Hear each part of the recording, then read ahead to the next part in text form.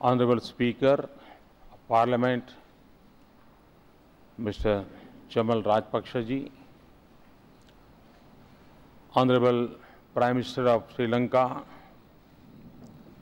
Shriman Ranil Wickremesinghe ji, Honorable Leader of the Opposition, Mr. Nimal Siripala de Silva, Honorable Members of Parliament, distinguished guests, I am truly delighted to visit Sri Lanka, a land of beauty, culture, and friendship. I am deeply honored to be in this Parliament. I am conscious of its rich history. This Parliament represents one of Asia's oldest democracies and one of its most vibrant. Long before many others in the world, Sri Lanka gave every individual a vote and voice. To the people of Sri Lanka, Ayubowan, Vanakkam, I bring the greetings of 1.25 billion friends and millions of fans of Sri Lanka cricket. I bring the blessings from the land of Bodh Gaya to the land of Anuradhapura. I stand here in respect of our shared heritage and in commitment to our shared future. Last May, when I took the oath of office, I was honored by the presence of South Asian leaders at the ceremony. Their presence was celebration of democracy's march in our region. I was also recognition of our common destiny. I am convinced that the future of any country is influenced by the state of its neighborhood. The future that I dream for India is also the future that I wish for our neighbors. We in the region are on the same journey to transform the lives of our people. Our path will be easier, the journey quicker, and destination nearer when we walk step in step. As I stand here in Colombo and I look north toward the Himalaya, I marvel at our region's uniqueness of our rich diversity and our common civilizational links. We have been formed from the same elements and from our interconnected histories. Today, we stand together as proud independent nations, sovereign and equal. India and Sri Lanka do not have a land boundary, but we are the closest neighbors in every sense. No matter where you look in India or Sri Lanka, the many strands of our links, religion, language, culture, food, customs, tradition, and epic come together into a deep and strong bond of familiarity and friendship. Ours is a relationship that is beautifully defined by the journey of Mahindra and Sanghmitra. They carried the message of peace, tolerance, and friendship more than 2 millennia ago. It is evoked by Kannagi, the central character of the great Tamil epic Silapathikaram, who is worshipped as a goddess, the Patini. In Sri Lanka, it lives in the Ramayana trail in Sri Lanka. It expresses itself in devotion at the Dargah of the Nagore, Anandavar, and the Christian shrine of Velankani. It is reflected in the friendship of Swami Vivekananda and Anagarik Dharmapal, the founder of the Mahabodhi Society in Sri Lanka and India. It lies in the work of Mahatma Gandhi's followers in India and Sri Lanka. Above all, our friendship thrives through the interwoven lives of ordinary Indians and Sri Lanka. Our independent life began at about the same time. Sri Lanka has made remarkable progress since then. The nation is an inspiration for our region in human development. Sri Lanka is home to enterprise and skill and extraordinary intellectual heritage. There are businesses of global class here. Sri Lanka is a leader in advancing cooperation in South Asia. And it is important for the future of the Indian Ocean region. Sri Lanka's progress and prosperity is also a source of strength for India. So, Sri Lanka's success is of great significance to India. And as a friend, our good wishes and our support and solidarity have always been with Sri Lanka. And it will always be there for you. For all of us in our region, our success depends on how we define ourselves as a nation. All of us in the region, indeed every nation of diversity, have dealt with the issues of identities and inclusion, of rights and claims of dignity and opportunity for different sections of our society. We have all seen its diverse expressions. We have faced tragic violence. We have encountered brutal terrorism. We have also seen successful examples of peaceful settlements. Each of us has sought to address these complex issues in our own ways. However, we choose to reconcile them. To me, something is obvious. Diversity can be a source of strength for nations. When we accommodate the aspirations of all sections of our society, the nation gets the strength of every individual. And when we empower states and districts and villages, we make our country stronger and stronger. You can call this my bias. I have been a chief minister for 13 years, a prime minister for less than a year. Today, my top priority is to make the states in India stronger. I am a firm believer in cooperative federalism. So, we are developing more power and more resources to the states, and we are making them formal partners in national decision-making processes. Sri Lanka has lived through decades of a tragic violence and conflict.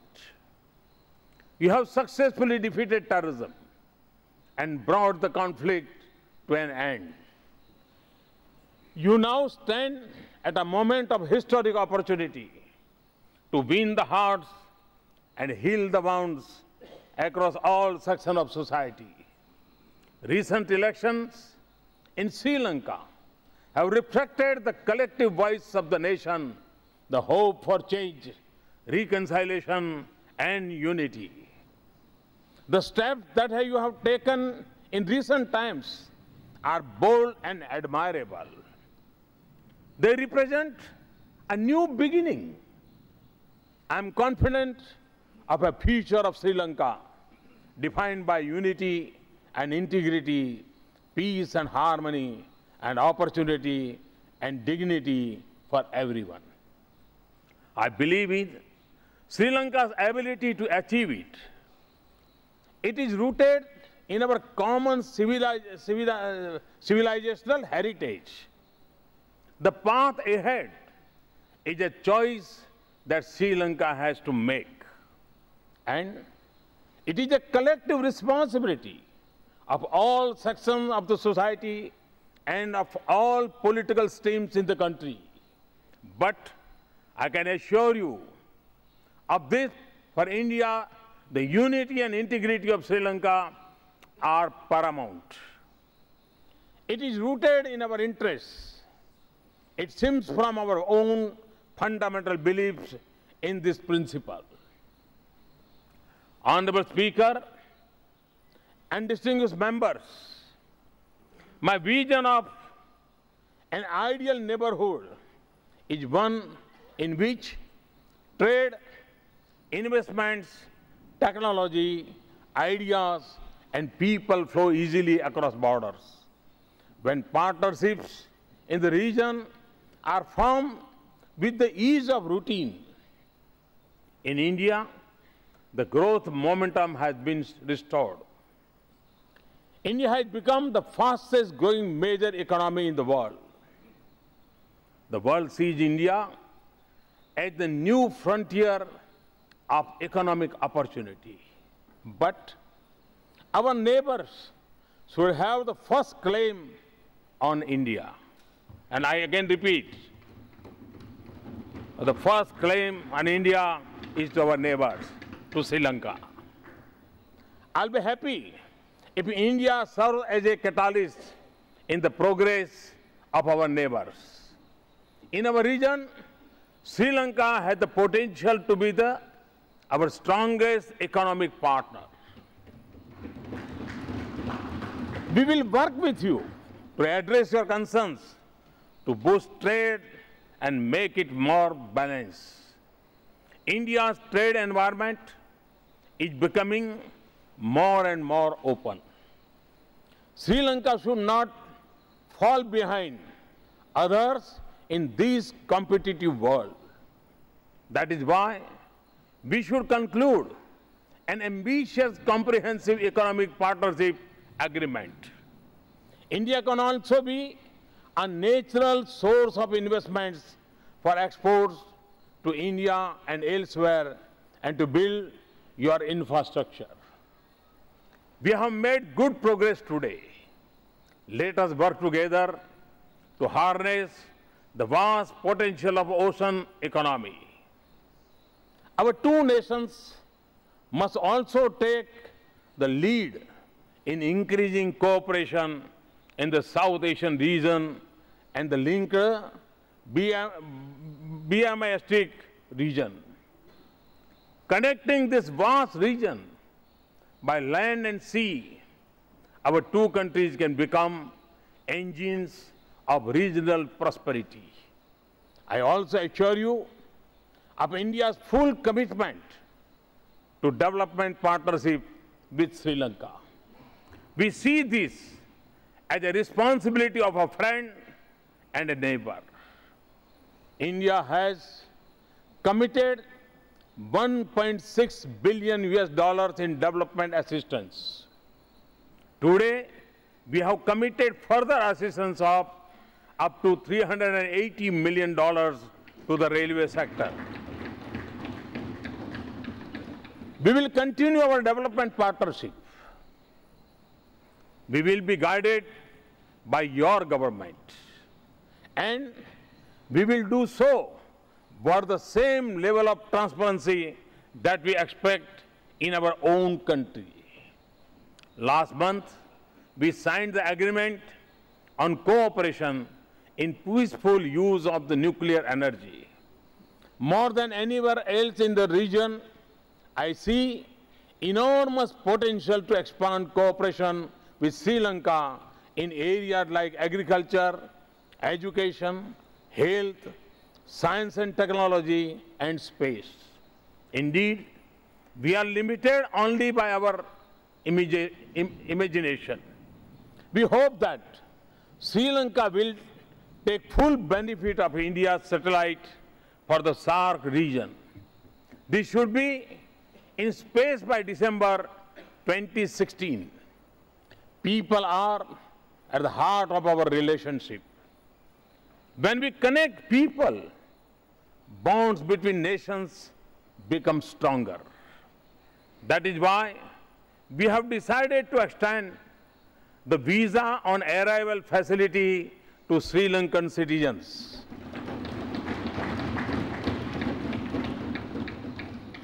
We will also increase connectivity between our countries. We will strengthen ties of culture and religion. Last month, we announced reduction in fees for Sri Lankan nationals visiting National Museum in Delhi to see the Kapilavastu relics. We will bring our shared Buddhist heritage closer to you through an exhibition. Together, we will develop our Buddhist and Ramayana trails. My birthplace, Vadnagar, was an international center of Buddhist learning in ancient times. Excavations have revealed a hostel for 2,000 students in plan to redevelop the center. Mr. Speaker, a future of prosperity requires a strong foundation of security for our countries and peace and stability in the region. The security of our two countries is indivisible. Equally, our shared responsibility for our maritime neighborhood is clear. India and Sri Lanka are too close to look away from each other, nor can we be insulated from one another. Our recent histories have shown that we suffer together and we are more effective when we work with each other. Our cooperation helped deal with the devastation of tsunami in 2004. As a Chief Minister, I was pleased to share our experience in reconstruction after the Bhuj earthquake in 2001. Our cooperation is also integral to our success in combating terrorism and extremism. For both of us, local threats remains, but we see threats arising in new forms and from new sources. We are witnessing globalization of terrorism. The need of our cooperation has never been stronger than today. The Indian Ocean is critical to the security and prosperity of our two countries, and we can be more successful in achieving these goals if we work together, build a climate of trust and confidence, and we remain sensitive to each other's interests. We deeply value our security cooperation with Sri Lanka. We should expand the maritime security cooperation between India, Sri Lanka, Maldives to include others in the Indian Ocean area.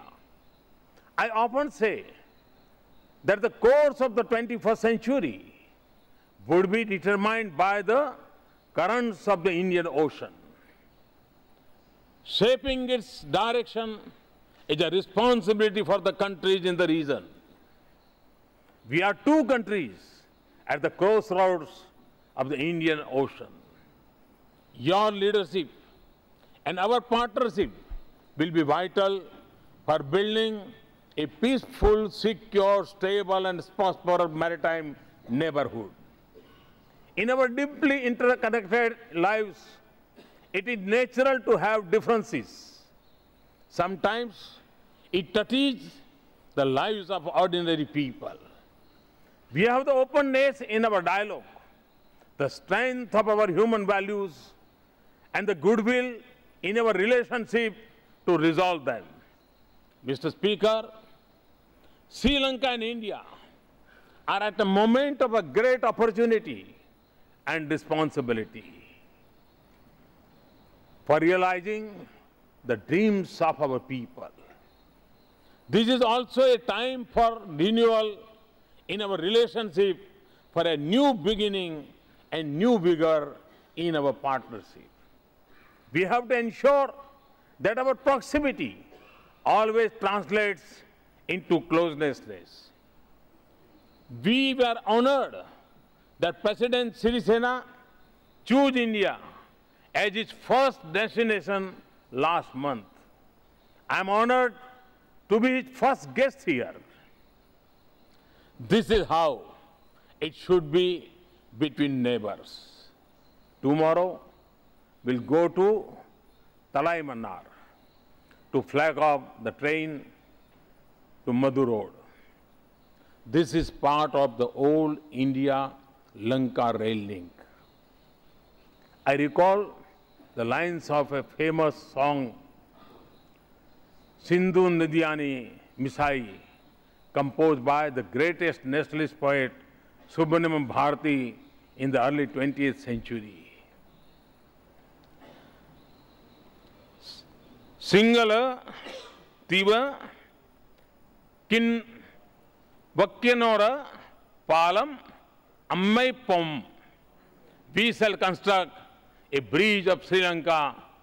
I have come with the hope of building this bridge, a bridge that resets and strong pillars of our shared inheritance of shared values and vision of mutual support and solidarity, of friendly exchanges and productive cooperation, and above all, belief in each other and our shared destiny. Thank you once again for the honor to be with you. Thank you very much. Thanks a lot.